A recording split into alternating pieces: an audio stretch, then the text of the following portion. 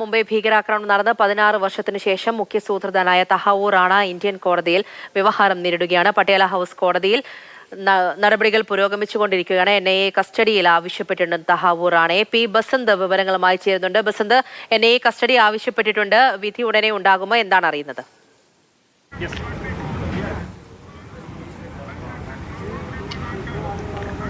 ഇന്ന് വൈകിട്ടാണ് തഹാവൂർ റാണ ഡൽഹിയിൽ എത്തിക്കുന്നത്. അതിനെ തുടർന്ന് ഏകദേശം 4 മണിക്കൂർ നീണ്ട നടപടിക്രമങ്ങൾക്ക് ശേഷം രാത്രി 10:30 മണിയോടുകൂടിയാണ് പട്യാല കോടതിയിലെ NIA ജഡ്ജിക്ക് മുന്നാകെ ഹാജരാക്കിയത്. പ്രധാനമായും NIA ആവശ്യപ്പെട്ടത് കസ്റ്റഡി വിട്ടുകിട്ടണം എന്നുള്ളതായിരുന്നു. 15 ദിവസത്തെ കസ്റ്റഡിയാണ് ചോദിച്ചിട്ടുള്ളത്. ചോദ്യം ചെയ്യലടക്കമുള്ള കാര്യങ്ങൾക്ക് വേണ്ടിയിട്ടാണ് കസ്റ്റഡി ആവശ്യപ്പെട്ടത്. അതേസമയം ഇക്കാര്യത്തിൽ ഇപ്പോഴും വാദം നടക്കുന്നു എന്നുള്ള വിവരമാണ് പുറത്തു വരുന്നത്. അല്പസമയത്തിനകം ഇത് സംബന്ധിച്ച കോടതിയുടെ തീരുമാനം ഉണ്ടാകും. NIA ആസ്ഥാനത്തേക്കായിരിക്കും തഹാവൂർ റാണയെ കൊണ്ടുവരിക. ഈ നേരത്തെ പറഞ്ഞ പോലെ കസ്റ്റഡി ആവശ്യപ്പെടുന്നതിനൊപ്പം തന്നെ ചില തെളിവുകളും കോടതിക്ക് NIA കൈമാറിയിട്ടുണ്ട്. പ്രധാനമായും ഈ കേസിലെ 1-ാം പ്രതി ഡേവിഡ് കോൾമാൻ ഹെഡ്ലിയുമായിട്ടുള്ള തഹാവൂർ റാണയുടെ ബന്ധം വ്യക്തമാക്കുന്ന ഇമെയിൽ ട്രെയിലുകളാണ് പ്രധാനമായും കോടതിയിൽ ഹാജരാക്കിയിരിക്കുന്നത്. അതോടൊപ്പം തന്നെ തഹാവൂർ റാണ ഇന്ത്യ സന്ദർശിച്ചത് അടക്കമുള്ള നിരവധി തവണ ഇന്ത്യയിലെത്തിയതടക്കമുള്ള കാര്യങ്ങളും കോടതിക്ക് മുന്നാകെ NIA വെച്ചിട്ടുണ്ട്. ഏതായാലും ഈ വിഷയത്തിൽ അല്പസമയത്തിനകം തീരുമാനമുണ്ടാകും. നേരത്തെ പറഞ്ഞ പോലെ അമേരിക്കയിലെ സുപ്രീം കോടതിയുടെ ഉത്തരവ് പ്രകാരമാണ് ഇപ്പോൾ ഇന്ത്യക്ക് തഹാവൂർ റാണയെ കൈമാറിയിരിക്കുന്നത്. NIAയുടെയും റോയുടെയും പ്രത്യേക സംഘമാണ് അത് തഹാവൂർ റാണയെ ഡൽഹിയിൽ എത്തിച്ചത്. പ്രത്യേക വിമാനത്തിൽ എത്തിക്കുകയായിരുന്നു. കോടതിയിൽ നടപടിക്രമങ്ങൾക്ക് മുന്നോടിയായി മെഡിക്കൽ പരിശോധന അടക്കമുള്ളവ വിമാനത്താവളത്തിൽ പൂർത്തിയാക്കി അതീവ സുരക്ഷയോടുകൂടിയാണ് തഹാവൂർ റാണയെ പട്യാല കോടതിയിൽ ഇപ്പോൾ ഹാജരാക്കിയിരിക്കുന്നത്. അതേസമയം NIA ആസ്ഥാനത്ത് വലിയ തോതിലുള്ള സുരക്ഷയാണ് ഒരുക്കിയിരിക്കുന്നത്. NIAയുടെ ഡയറക്ടർ ജനറൽ അടക്കമുള്ളവർ ഇപ്പോൾ NIA ആസ്ഥാനത്ത് എത്തിയിട്ടുണ്ട്. ചോദ്യം ചെയ്യലടക്കമുള്ള നടപടികൾ തുടരും എന്നാണ് മനസ്സിലാക്കുന്നത്. CRPFൻ്റെയും CASFൻ്റെയും പ്രത്യേക സംഘമടക്കം അതോടൊപ്പം ഡൽഹി പോലീസിൻ്റെ കമാൻഡോസ് അടക്കമുള്ളവയാണ് ഇപ്പോൾ ഇവിടെ സുരക്ഷ ഒരുക്കിയിരിക്കുന്നത്. വലിയ തോതിലുള്ള സുരക്ഷാ സന്നാഹങ്ങൾ ഒരുക്കിയിരിക്കുന്നത് തഹാവൂർ റാണയെ ഇവിടേക്ക് തന്നെ കൊണ്ടുവരും എന്നുള്ള ഒരു സ്ഥിരീകരണമായിട്ടാണ് കാണുന്നത്. അല്പസമയത്തിനകം കോടതി നടപടികൾ പൂർത്തിയാകും. പൂജ. പി ബസന്താണ് വിവരങ്ങൾ നൽകിക്കൊണ്ടിരിക്കുന്നത്. പട്യാല കോടതിയിൽ നടപടികളൊക്കെ പുരോഗമിച്ചുകൊണ്ടിരിക്കുകയാണ്. NIA കസ്റ്റഡി ആവശ്യപ്പെട്ടിട്ടുണ്ട്. അതിൻ്റെ തീരുമാനം ഉടൻ തന്നെ എത്തുന്നതായിരിക്കും. കസ്റ്റഡി അതിൽ തീരുമാനമായാൽ ഉടൻ തന്നെ NIA ഓഫീസിലായിരിക്കും കൊണ്ടുവരിക. ബസന്ത് തുടരുന്നുണ്ട്. ബസന്ത്, വർഷങ്ങൾ നീണ്ട പോരാട്ടത്തിനൊടുവിലാണ് റാണിയെ ഇന്ത്യയിലേക്ക് എത്തിക്കുന്നത്. ഇനി കസ്റ്റഡിയിലേക്ക് എത്തുമ്പോൾ നിർണായകമായ ഒരുപാട് വിവരങ്ങൾ അത് സംബന്ധിച്ച് ഈ കേസുമായി ബന്ധപ്പെട്ട് നിർണായകമായ ഒരുപാട് വിവരങ്ങൾ ലഭിക്കേണ്ടതായിട്ടുണ്ട്. ഏതെല്ലാം കാര്യങ്ങൾ മുൻനിർത്തിയായിട്ടായിരിക്കും NIA ഇനി മുന്നിലേക്ക് പോവുക? അത് സംബന്ധിച്ചു കൂടിയുള്ള വിവരങ്ങൾ.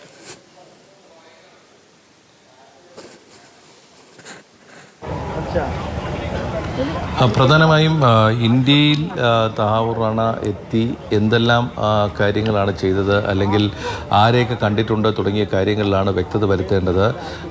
നേരത്തെ NIA തലവനായിരുന്ന ലോക്നാഥ് ബെഹ്റ അടക്കം പറഞ്ഞിട്ടുണ്ട് തഹാവൂർ റാണ കൊച്ചി അടക്കമുള്ള സ്ഥലങ്ങൾ മുംബൈ ഭീകരാക്രമണത്തിന് തൊട്ട് മുമ്പ് സന്ദർശിച്ചിരുന്നു എന്നുള്ളതാണ്. അതായത് ചില റിക്രൂട്ട്മെൻറ്റിന് വേണ്ടി റാണ എത്തിയിരുന്നു എന്നുള്ള കാര്യങ്ങളിൽ വ്യക്തത വരുത്തേണ്ടതുണ്ട്. ആരെയൊക്കെ കണ്ടു, ഏതെല്ലാം പ്രാദേശികമായി എന്തെങ്കിലും ബന്ധങ്ങൾ തഹാവൂർ റാണയ്ക്കുണ്ടായിരുന്നു തുടങ്ങിയ കാര്യങ്ങളിലൊക്കെ വ്യക്തത വരുത്തേണ്ടതുണ്ട്. ഞാൻ നേരത്തെ പറഞ്ഞ പോലെ തന്നെ ഈ കേസിൽ 9 പ്രതികളാണുള്ളത്.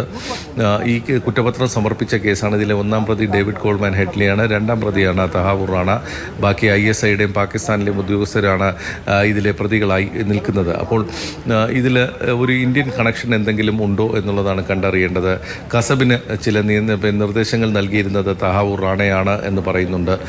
അതായത് ഭീകരാക്രമണത്തിൻ്റെ പിടിയിലാകുകയും പിന്നീട് വിചാരണ നേരിട്ട് വധശിക്ഷയ്ക്ക് വിധേയനാക്കപ്പെട്ട അജ്മൽ കസബിന് ചില നിർദ്ദേശങ്ങൾ നൽകിയിരുന്ന അല്ലെങ്കിൽ നിയന്ത്രിച്ചിരുന്നത് തഹാവൂർ റാണയാണ് എന്നാണ് NIA കണ്ടെത്തിയിട്ടുള്ളത്. അപ്പോൾ അത്തരത്തിൽ എന്തെങ്കിലും സൂചനകൾ അല്ലെങ്കിൽ മറ്റാരെങ്കിലും ഇതിൽ പങ്കുണ്ടോ എന്നുള്ളതാണ്.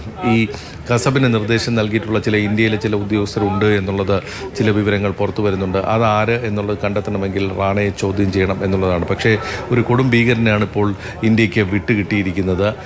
15 ദിവസത്തെ കസ്റ്റഡി ചോദ്യം ചെയ്യലിൽ നിന്നും ഇതുമായി ബന്ധപ്പെട്ട എല്ലാ വിവരങ്ങളും ലഭിക്കുമെന്നുള്ള പ്രതീക്ഷയാണ് ഇപ്പോൾ NIAക്കുള്ളത്. ശരിയാണ്. ആ രീതിയിലാണ് ഇനി ഓരോ കാര്യങ്ങളും മുന്നിലേക്ക് എത്തേണ്ടതായിട്ടുള്ളത്. ഏത് വിധത്തിലായിരുന്നു ആ ബന്ധങ്ങൾ ഓരോന്നും എന്നറിയണം. ഇന്ന് രാവിലെ മുതൽ നമ്മൾ തന്നെ കണ്ടതാണ് ലോക്നാഥ് ബെഹ്റ മുന്നിലേക്ക് വെച്ചിരിക്കുന്ന കാര്യങ്ങൾ. 8-10 തവണയോളം കേരളത്തിലേക്ക് ഇയാൾ എത്തിയിട്ടുണ്ട്. അതുമായി ബന്ധപ്പെട്ടുള്ള വിവരങ്ങൾ ലഭിക്കേണ്ടതായിട്ടുണ്ട്. ഏതെല്ലാം തരത്തിൽ ഇന്ത്യയിൽ നിന്ന് ഉൾപ്പെടെയുള്ള സഹായങ്ങൾ ലഭിച്ചിട്ടുണ്ടോ, ഗൂഢാലോചനയുമായി ബന്ധപ്പെട്ടുള്ള കാര്യങ്ങൾ, മുംബൈ ഭീകരാക്രമണവുമായി ബന്ധപ്പെട്ട് അങ്ങനെ നിർണായകമായ ഓരോ വിവരങ്ങളും ഇനി നിർണായകം തന്നെയാണ്. കസ്റ്റഡിയിൽ വാങ്ങി ചോദ്യം ചെയ്യാനുള്ള രീതിയിലേക്ക് പോലും കാര്യങ്ങൾ പോവുകയാണ്. നമുക്കറിയാം, മുംബൈ ഭീകരാക്രമണം നടന്ന് 16 വർഷത്തിന് ശേഷമാണ് ഇന്ത്യയിലേക്ക് എത്തുന്നത്. വലിയ രീതിയിലുള്ള നിയമ പോരാട്ടം, അതിനൊടുവിലാണ് തഹാവൂർ റാണയെ ഇന്ത്യയിലേക്ക് കൊണ്ടുവരുന്നത്. ഇന്ന് വൈകുന്നേരത്തോടു കൂടി തഹാവൂർ റാണയെ ഇന്ത്യയിലേക്ക് എത്തിക്കുന്നു.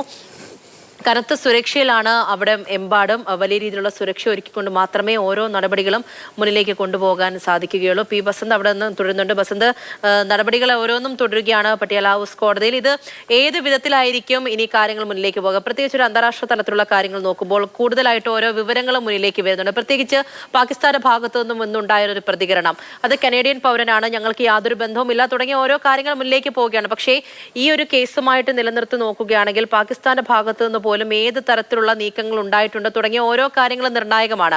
ആ രീതിയിലൊക്കെ നോക്കുമ്പോൾ എങ്ങനെയായിരിക്കും ഇനി കാര്യങ്ങൾ മുന്നിലേക്ക് പോകുക? പ്രത്യേകിച്ച് ഇന്ത്യയിൽ നിന്നുള്ള സഹായങ്ങൾ, ഈ ഗൂഢാലോചന, അത് മാത്രമല്ല എല്ലാ കാര്യങ്ങളും അന്വേഷിച്ച് കേന്ദ്രീകരിച്ച് മുന്നിലേക്ക് പോകുമ്പോൾ എങ്ങനെയായിരിക്കും ഇനി NIA ആ നീക്കങ്ങൾ നോക്കിക്കാണുന്നത്?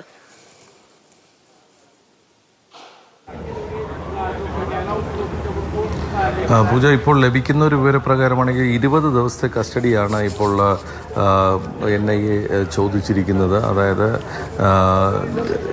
പട്യാലയിലെ NIAയുടെ പ്രത്യേക കോടതി, അവിടെ additional session judge Chandrajit Singh മുമ്പാകെ NIA ആവശ്യപ്പെട്ടിരിക്കുന്നത് 20 ദിവസത്തെ കസ്റ്റഡിയാണ്. തഹാവൂർ റാണയെ ചോദ്യം ചെയ്യുന്നതിന് വേണ്ടിയിട്ടാണ് ഇത്രയും ദിവസം അവർ ആവശ്യപ്പെട്ടിരിക്കുന്നത്. നേരത്തെ പറഞ്ഞ പോലെ തന്നെ കോടതി നടപടികൾ ഇപ്പോഴും പുരോഗമിക്കുന്നു എന്ന് മാത്രമേ നമുക്ക് പറയാൻ കഴിയുകയുള്ളൂ. 20 ദിവസത്തെ കസ്റ്റഡിയിൽ കോടതി തീരുമാനമെടുക്കേണ്ടതുണ്ട്. റാണയ്ക്ക് വേണ്ടി ഡൽഹി ലീഗൽ സർവീസ് സൊസൈറ്റി നൽകിയിട്ടുള്ള ഒരു അഭിഭാഷകനും കോടതിയിൽ ഹാജരായിട്ടുണ്ട്, പീയൂഷ് സച്ദേവ. ഇപ്പോൾ വരുന്ന വിവരം കോടതിയിൽ വാദങ്ങൾ അവസാനിച്ചിരിക്കുന്നു എന്നുള്ളതാണ്. അതായത് കസ്റ്റഡിയുമായി ബന്ധപ്പെട്ട വാദങ്ങൾ അവസാനിച്ചിരിക്കുന്നു. അല്പസമയത്തിനകം തന്നെ ഇതുമായി ബന്ധപ്പെട്ട ഉത്തരവ് ഉടനെ വരും എന്നുള്ള വിവരമാണ് വരുന്നത്. 20 ദിവസത്തെ കസ്റ്റഡിയാണ് ചോദിച്ചത്. നേരത്തെ 15 ദിവസം എന്നായിരുന്നു പുറത്തു വന്ന വിവരങ്ങൾ. പക്ഷേ ഇപ്പോൾ വരുന്ന വിവരം 20 ദിവസത്തെ കസ്റ്റഡി NIA ചോദിച്ചിട്ടുണ്ട് എന്നുള്ളതാണ് ഇപ്പോൾ വരുന്ന വിവരം. നേരത്തെ പറഞ്ഞ പോലെ തന്നെ ഇന്ത്യയുമായിട്ടുള്ള ബന്ധങ്ങൾക്ക് അപ്പുറത്തേക്ക് മാറി പാകിസ്ഥാനിലെ ഈ ഒരു ഡീപ് സ്റ്റേറ്റ് എന്ന് പറയാവുന്ന, അല്ലെങ്കിൽ നോൺ സ്റ്റേറ്റ് ആക്ടേഴ്സ് എന്ന് പറയാവുന്ന ഈ ഭീകര സംഘടനകളുമായിട്ടുള്ള തഹാവൂർ റാണയുടെ ബന്ധം, ഇവ സംബന്ധിച്ചുള്ള വിവരങ്ങളും ഇന്ത്യക്ക് ലഭ്യമാക്കേണ്ടതുണ്ട്. അത് റാണയെ ചോദ്യം ചെയ്താൽ മാത്രമേ അവ ലഭിക്കുകയുമുള്ളൂ. ISIയുമായിട്ടുള്ള റാണയുടെ ബന്ധം, അതോടൊപ്പം തന്നെ പാകിസ്ഥാനുമായി ബന്ധപ്പെട്ട് ഇന്ത്യക്ക് നേരെയുള്ള ഭീകര പ്രവർത്തനങ്ങൾ നടത്തുന്ന ചില സംഘടനകൾ, ഇവരുമായിട്ടുള്ള റാണയുടെ ബന്ധം, ഇവയെല്ലാം തന്നെ കണ്ടെത്തേണ്ടതുണ്ട്. സ്വാഭാവികമായിട്ടും ഇത് സംബന്ധിച്ച കൂടുതൽ വിവരങ്ങൾ തേടിയിട്ടുള്ള ചോദ്യം ചെയ്യൽ തന്നെയായിരിക്കും NIAയുടെ ഭാഗത്ത് നിന്ന് ഉണ്ടാവുക. നേരത്തെ തന്നെ ഇതുമായി ബന്ധപ്പെട്ട ചില വിവരങ്ങൾ ലഭിച്ചിട്ടുണ്ട് NIAക്ക്. ഡേവിഡ് കോൾമാൻ ഹെഡ്ലിയെ ചോദ്യം ചെയ്തതിൽ നിന്നും ഈ ഇരുവരും തമ്മിലുള്ള ബന്ധം സംബന്ധിച്ച ചില ഇമെയിൽ ട്രയലുകൾ, അല്ലെങ്കിൽ ഇമെയിലുമായി ബന്ധപ്പെട്ട വിവരങ്ങൾ NIA ഇന്ന് കോടതിക്ക് കൈമാറുകയും ചെയ്തിട്ടുണ്ട്. പി ബസന്താണ് വിവരങ്ങൾ നൽകിക്കൊണ്ടിരിക്കുന്നത്. 20 ദിവസത്തേക്ക് കസ്റ്റഡി ആവശ്യപ്പെട്ടിട്ടുണ്ട് എന്നാണ് മനസ്സിലാകുന്നത്. കോടതി നടപടികൾ പുരോഗമിക്കുകയാണ് എന്ന് മനസ്സിലാക്കുന്നുണ്ട്. തീരുമാനം മാത്രമാണ് ഇനി വരേണ്ടതായിട്ടുള്ളത്. അങ്ങനെയാണെങ്കിൽ NIAയുടെ ഓഫീസിലേക്ക് എത്തിക്കുന്നതായിരിക്കും. നമ്മൾ ഈ പറഞ്ഞ സാഹചര്യം എല്ലാം പരിഗണിച്ചുകൊണ്ട് നിർണായകമായ ചോദ്യം ചെയ്യലിലേക്ക് ഉൾപ്പെടെ പോകുന്നതായിരിക്കും. ബസന്ത് തുടരുന്നുണ്ട്. ബസന്ത്, കോടതി നടപടികൾ അവസാനിച്ചിട്ടുണ്ടോ? ഇനി തീരുമാനം മാത്രമാണോ എത്തേണ്ടത്?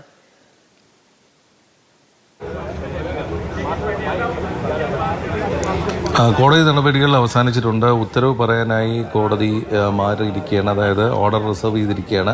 അല്പസമയത്തിനകം തന്നെ ഇതുമായി ബന്ധപ്പെട്ട് എത്ര ദിവസത്തെ റിമാൻഡ് അല്ലെങ്കിൽ കസ്റ്റഡി നൽകണം എന്നുള്ളത് സംബന്ധിച്ചിട്ടുള്ളതാണ് ഇപ്പോൾ അതിൽ തീരുമാനം വരേണ്ടത്. അല്പസമയത്തിനകം തന്നെ ഇതുമായി ബന്ധപ്പെട്ട കോടതിയുടെ തീരുമാനം പുറത്തു വരും.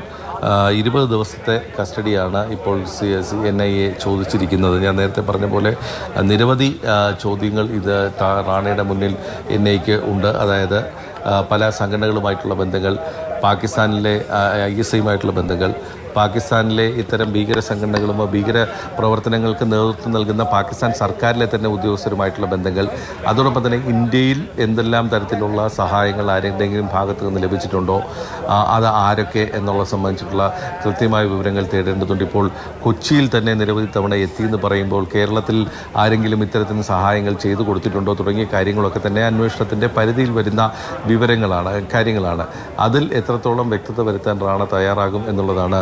ഒരു കൊടും ഭീകരനാണ് റാണ. സ്വാഭാവിക ISIയുടെ തന്നെ പരിശീലനം ലഭിച്ചിട്ടുള്ള ഒരു ഹാർഡൻഡ് ക്രിമിനൽ എന്ന് വേണമെങ്കിൽ പറയാവുന്ന ഒരാൾ എത്രത്തോളം NIAയുടെ ചോദ്യങ്ങൾക്ക് മുന്നിൽ മുട്ടുമടക്കും അല്ലെങ്കിൽ മറുപടി നൽകും എന്നുള്ളത് കണ്ടറിയേണ്ട ഒരു വസ്തുത മാത്രമാണ്. ഏതായാലും ഇന്ത്യയെ സംബന്ധിച്ചിടത്തോളം ഒരു വലിയ നയതന്ത്ര വിജയം തന്നെയാണ് തഹാവൂർ റാണയുടെ വിട്ടുകിട്ടൽ എന്നുള്ളത്. വർഷങ്ങൾ നീണ്ട നിയമ പോരാട്ടത്തിനൊടുവിലാണ് ഇന്ത്യക്ക് ഇത് കൈമാറിയിരിക്കുന്നത്. തഹാവൂർ റാണയെ കൈമാറിയിരിക്കുന്നത്. US സുപ്രീം കോടതിയും റാണയുടെ ഹർജി തള്ളി ഇന്ത്യക്ക് കൈമാറുന്നത് തടയണമെന്നാവശ്യപ്പെട്ടുകൊണ്ടുള്ള ഹർജി തള്ളിക്കളഞ്ഞിരിക്കുന്ന ഒരു സാഹചര്യത്തിലാണ് ഇന്ത്യയിലേക്ക് റാണയെ മടക്കി കൊണ്ടുവരാൻ NIAക്ക് സാധിച്ചിരിക്കുന്നത് എന്നുള്ളത് നമ്മൾ മറന്നുകൂടാ.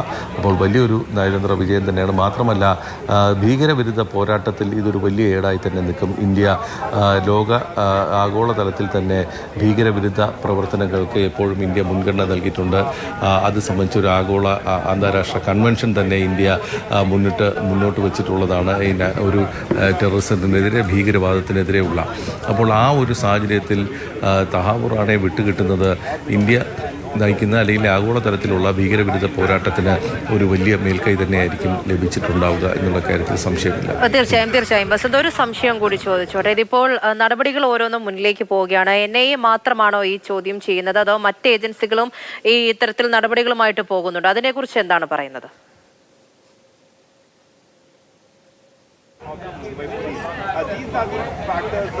NIAയുടെ കേസിലാണ് ഇപ്പോൾ ഈ തഹാവൂർ റാണയെ ഇപ്പോൾ വിട്ടുകിട്ടിയിരിക്കുന്നത്. അതായത് NIA എടുത്തിട്ടുള്ള ഒരു കേസാണ്. അതിൽ കുറ്റപത്രം ഇപ്പോൾ തന്നെ സമർപ്പിച്ചിട്ടുള്ളതാണ്. ഞാൻ നേരത്തെ പറഞ്ഞ പോലെ 9 പ്രതികളുള്ള ഒരു കേസാണിത്. ആ കേസിലാണ് ഇപ്പോൾ കുറ്റപത്രം സമർപ്പിച്ചിരിക്കുന്നത്. അതിൽ 1-ാം പ്രതി ഡേവിഡ് കോൾമാൻ ഹെഡ്ലിയും 2-ാം പ്രതി റാണയുമാണ്. മറ്റുള്ളവർ ISI ഉദ്യോഗസ്ഥരുമൊക്കെയാണ്. അപ്പോൾ ഈ കേസ് വളരെ കൃത്യമായി അന്വേഷിച്ച് തന്നെയാണ് കോടതി നൽകിയിട്ടുള്ളത്. അപ്പോൾ ഇതിൻ്റെ കുറ്റപത്രം നൽകിയിട്ടുള്ളതായ ഒരു സാഹചര്യത്തിൽ കോടതിക്ക് ഈ കാര്യത്തിൽ, അതായത് ഇത് റാണയ്ക്കെതിരെ ചുമത്തിയിട്ടുള്ള അല്ലെങ്കിൽ ആരോപിക്കപ്പെടുന്ന കുറ്റങ്ങൾ സംബന്ധിച്ചുള്ള വ്യക്തത ഉള്ളതാണ്. അപ്പോൾ ഇതിലിനി ഈ NIAയുടെ വാദങ്ങൾ കൂടി പരിഗണിച്ച ശേഷം ഈ കസ്റ്റഡി വിട്ടുകൊടുക്കുന്ന കാര്യത്തിൽ ഒരു തീർപ്പ് കൽപ്പിക്കേണ്ട കാര്യം മാത്രമാണുള്ളത്. അല്പസമയത്തിനകം ഇതുമായി ബന്ധപ്പെട്ട വിവരം പുറത്തു വരും എന്നാണ് പ്രതീക്ഷിക്കുന്നത്.